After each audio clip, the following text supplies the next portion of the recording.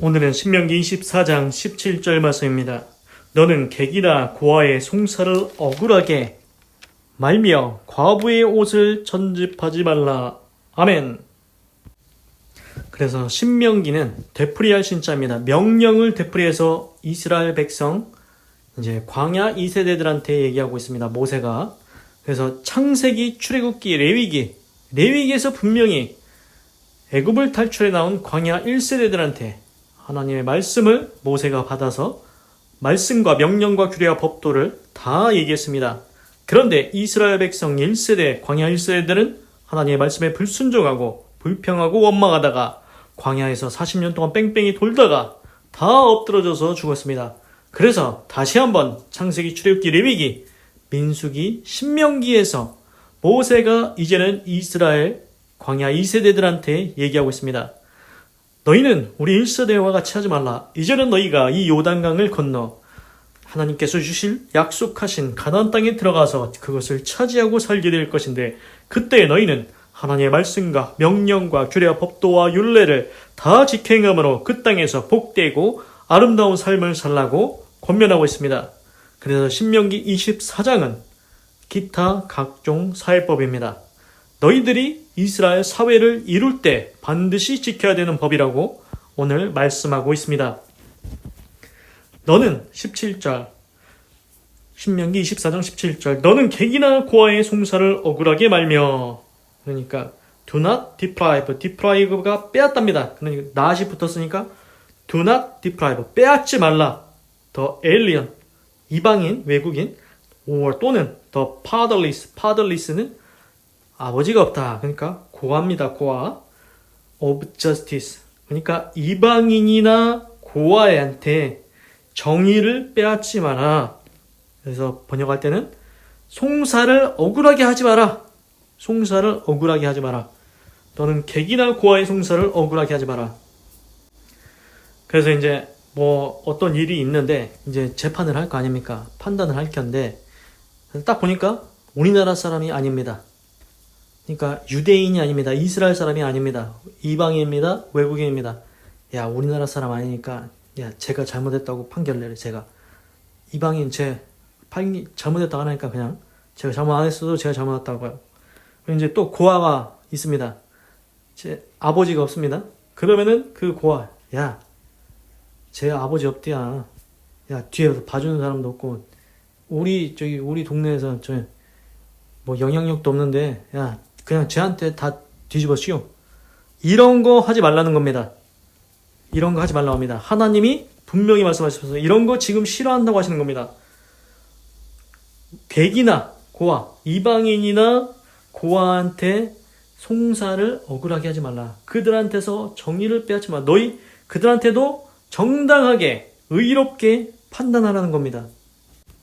그러니까 갑자기 생각나는데 이제 쉽게 얘기해서 우리나라 뭐 이주 노동자 뭐 있지 않습니까? 외국에서 왔거나 하여튼간 이주 노동자든지 뭐 외국에서 온 사람이든지 하여튼간 어떤 문제가 생겼습니다. 그러면은 이제 재판으로 가면은 무조건 제가 잘못해서 이방인이니까 다른 우리나라 사람 아니니까 쟤한테 뒤집어 씌우자고. 그래서 뒤집어 씌우면은 그게 되겠습니까? 지금 시대에도 이제 다 알고 있습니다. 아무리 외국인이라고 해도 지금은 다 대사관이 있지 않습니까? 그 다른 나라의 그 주권, 다른 나라의 국민의 그걸 인정을 하니까 이제 함부로 이제 막 아무렇게나 할 수가 없습니다. 불법적으로. 그러니까 의롭게, 공평하게, 정의롭게 판단을 해야 된다는 겁니다. 재판을. 그리고 이제 고아한테서도 그렇게 하지 말라고 했죠. 그게 뭐냐? 이런 경우 있습니다. 예를 들어서 이 상상을 해보겠습니다. 야, 쟤네 아버지가 뭐 변호사랴, 쟤네 아버지가 검사랴, 그리고 쟤네 아버지가 뭐 좀 권력이 있대. 야, 괜히 쟤한테 이제 제가 잘못한 건 맞는데 쟤한테 괜히 판결을 했다가 옳게 그냥 원래대로 판결했다가 우리가 나중에 피해 볼 수 있으니까 야, 그냥 제 고아가 잘못했다고 하자. 이제 예를 들어서 고아인 애가 있고 그겁니다. 고아인 애가 있고 이제 아버지가 이제 든든하다, 변호사다, 검사다, 권력이 있다, 뭐 그런 애하고 뭐 싸움이 있었다고 해보십시오. 근데 실제적으로 이제 고아는 이제 피해자고 맞았고 이제 때린 애가 이제 힘이 있는 애였다. 그런 이제 그러면은 누구한테 이제 어떻게 판결을 해야 돼? 원래대로라면은 이제 고아는 죄가 없고 제가 저 때린 애가 이제 잘못했다 이렇게 해야 되는데 야 그냥 고아 제가 잘못했다고 하자. 저기 쟤네 아버지가 때린 애 아버지가 저기 거시기일이야 이렇게 해가지고 이렇게 하면 되겠습니까? 지금 하나님이 그거 하지 말라고 하시는 겁니다. 그거 하지 말라고 하십니다. 그리고 두 번째입니다. 과부의 옷을 전집하지 말라. 이게 뭐냐면은 이제 과부의 옷을 담보물로 보증물로서 가져가지 말라. 그 얘기를 하십니다. 과부. 그래서 이게 뭐냐면은 이스라엘의 연약한 자를 얘기할 때 이걸 얘기해 객과 고아와 가부. 지금 세 명 다 나왔지 않습니까? 객, 이방인 약합니다. 고아도 약합니다. 과부도 약합니다. 그래서 우리나라도 옛날에 보면은 가부장적인 남자 중심의 사회이기 때문에 여자가 어디 나가서 돈을 벌어서 생활하기가 어려웠다는 겁니다. 그렇지 않습니까? 그래서 사회적인 약자입니다. 이스라엘 사회도 비슷했던 것 같습니다. 옛날에. 그래서 남자 중심이었던 것 같습니다. 그래서 과부가 되면은 살기가 어렵다는 겁니다. 그런데 그 어려운 과부한테서 보증물로 담보물로서 옷을 가져간다? 그거 하지 말라는 겁니다.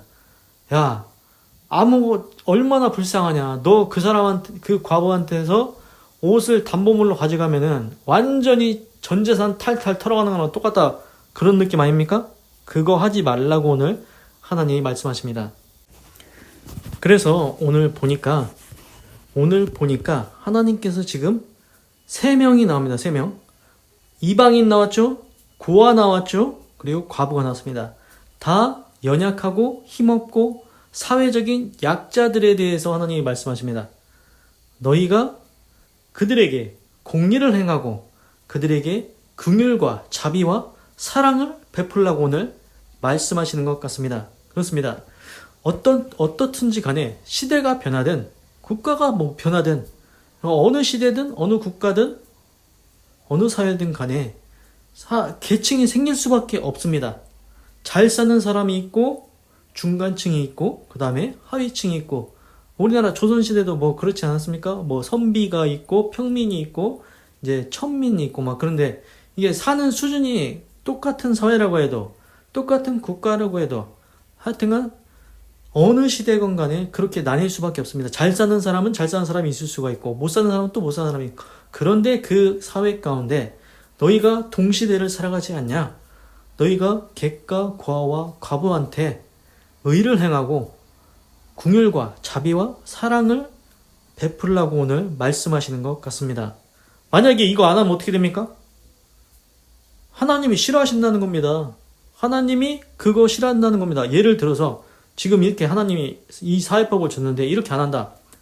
이방인이 뭔가 사건에 휘말렸습니다. 근데 이방인이 잘못한 거 없습니다. 그런데 야, 쟤 이방인이니까 쟤한테 뒤집어 씌워. 의의를 빼앗았습니다. 공의로 재판하지 않았습니다. 그리고 또 고아가 어떤 사건에 휘말렸는데 잘못이 없습니다. 원래는. 그런데 야, 쟤 아버지도 없으니까 쟤한테 뒤집어 씌워. 그냥 야, 누가 알고 있어. 그런 야, 뒤 봐주는 사람도 없고. 그러면은 어떻게 살겠습니까?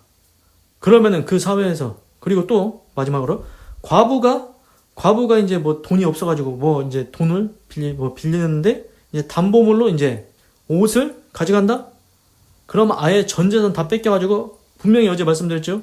그 옷이 그 이불, 침대, 집 같은 역할을 한다고 했습니다. 그 광야 사막 지역에서는 모래바람 이런 데서 그 옷이 이제 이렇게 큰 천대기 있지 않습니까? 그거 이제 그만큼 중요하다는 겁니다.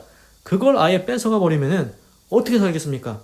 그래서 지금 말씀드린 대로 이런 의의가 없고 사랑과 긍휼과 자비가 없다. 사회적 약자에 대한 그러면은 어떻게 되겠습니까? 이방인, 객 다 살 수가 없습니다. 고아도 살 수가 없습니다. 그리고 과부도 살 수가 없습니다. 그럼 그 사회적 약자는 다 그냥 죽으라는 겁니까? 다 죽으면은 사회가 좋습니까? 그렇지 않다는 겁니다. 하나님은 그렇게 하지 말라는 겁니다. 너희가 사회적 약자들한테 의를 행하고 긍휼과 자비와 사랑을 베풀라고 오늘 이 사회법을 주시는 겁니다. 야, 너희 약하다고 불법적으로 판단하지 마. 공의롭게 판단해. 그리고 과부, 야, 얼마나 불쌍하냐. 그 옷을 이제 담보물로 가져오지 마라. 그렇게 말씀하십니다.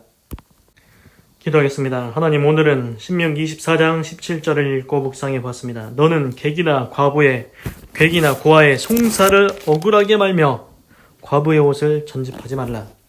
하나님, 보니까 다 사회적 약자들입니다. 힘이 없습니다. 어렵습니다. 객, 이방인 어렵지요. 고아도 아버지가 없으니 어렵습니다. 과부도 어렵습니다. 자기가 그 당시에는 남자 중심 사회라 여자가 나가서 살기가 어렵다는 것입니다. 그 어려운 자들한테 하나님께서 오늘 긍휼과 자비와 사랑을 베풀고 의를 행하라고 사회법을 주셨습니다. 야, 너희들 객과 고아 재판할 때 잘못되게 하면 안 된다. 의롭게, 공의롭게 재판하라는 겁니다. 그리고 과부한테서 담보물로 그거 가져오면 안 된다고. 그 전 재산인데 얼마나 불쌍하냐. 야, 너는 있어도 그만이고 없어도 그만이지 않냐. 너 돈 많잖아. 너 잘 살고 있잖아. 그런데 꼭 그 담보물로 그 전 재산인 옷을 가져와야 되겠냐? 하나님께서 긍휼과 사랑과 자비의 마음을 베풀라고 하십니다. 그러니까 이게 너만 살지 말라는 겁니다. 더불어 살라는 것입니다. 우리가 동시대를 살아갑니다. 그 당시에도 분명히 사회적 약자들이 있었습니다. 그러나 지금도 없습니까? 있습니까? 지금도 당연히 있습니다. 지금도 당연히 사회적 약자들이 있습니다. 지금도 이방인이 있고 고아가 있고 과부가 있습니다. 어느 시대든지 있습니다. 그런데 하나님께서 사랑과 긍휼과 자비를 통해서 야, 너희들 잘 사는 사람들, 너 잘 살지 않냐? 너는 있어도 그만 없어도 그만이니까 긍휼과 자비와 사랑을 베풀어라. 그 과부의 옷 담보물로 가져오지 마. 그리고 객과 고아한테 너희들 불법적으로 재판하지 마라. 의롭게, 공의로. 그들이 잘못한 게 없으면 잘못 없다고 판결을 해야지. 너희들 마음대로 뒤집어 씌우고 그러면은 그 사회가 좋은 사회겠느냐? 그렇게 말씀하십니다. 하나님께서 주신 이 사회법이 가장 아름다운 사회법인 줄 믿습니다. 하나님, 또 인간이 또 인생이 그렇습니다. 내가 잘 나갈 때가 있고 잘 살 때가 있습니다. 그러나 인생이 항상 잘 살겠습니까? 또 밑에 내려가서 살 때도 있습니다. 어려워질 때도 있습니다. 그러니까 인생이 자기도 그러한 일들을 경험할 때가 있게 된다는 것입니다. 역지사십니다. 내가 사회적 약자가 될 때도 있다는 것입니다. 그래서 전체적으로 보면은 하나님의 말씀대로 행하는 것이 사회적 약자, 객과 고아와 과부를 의와 공평과 자비와 긍휼과 사랑을 베푸는 것이 결국 나 자신에게 하는 것과 똑같은 줄로 믿습니다. 하나님, 사회적 약자들에게 의를 행하며 긍휼과 자비와 사랑을 베푸는 아름다운 삶을 살게 해 주시옵소서. 그래서 그 사회가 정말 살기 좋은 사회구나. 정말 하나님께서 돌보시는 사회구나. 이것을 느낄 수 있는 아름다운 사회가 되게 하시옵소서. 하나님 감사합니다. 사랑합니다. 찬양합니다. 주님 홀로 영광 받으소서. 사랑이 많으신 예수님의 이름으로 기도드립니다. 아멘.